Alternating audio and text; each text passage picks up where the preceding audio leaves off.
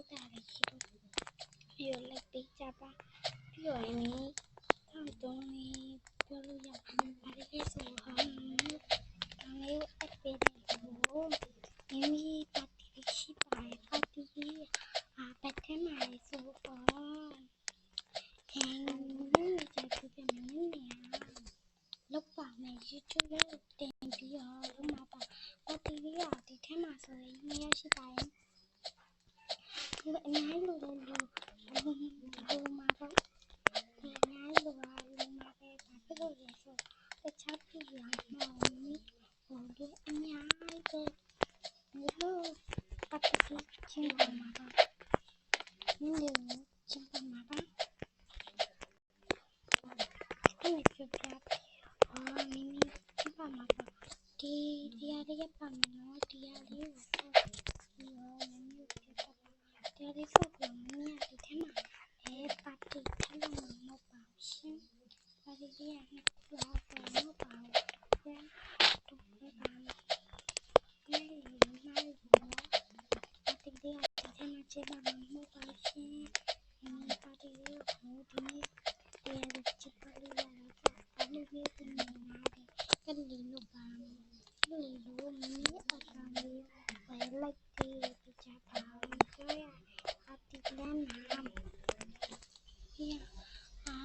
ဘုပြောချင်တယ်ပါလေဆိုတော့ဒီနေ့ပြနေရတော့မှာဆိုညအိပါတီလေးမင်းလုပ်ပေးရမယ်ပြလို့လဲဆိုဒီတော့ပန်းတုံးဆိုရင်မင်းပြနေရဆိုတော့အခုလေးလပန်းတော့လပန်းတော့မှာပါလပန်းလုံးမှာဆိုပြီးတော့နည်းချင်းပြောသားကြပါဆိုနည်းနဲ့ချင်မှနည်းအမေပြောပြီးတော့မင်းအကောင့်ထဲမှာမင်းပါလို့ဒါလေးဆိုတော့ပတ်ထဲကခုမှ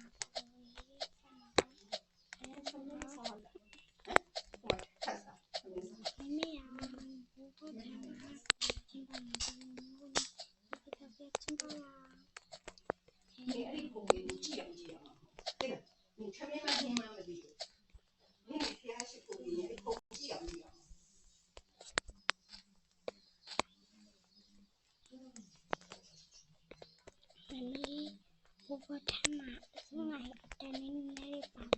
တော့ပြီးတော့မမဝင်နေကြအေးပတ်လေးလုပ်လေးဖြစ်လေးတော့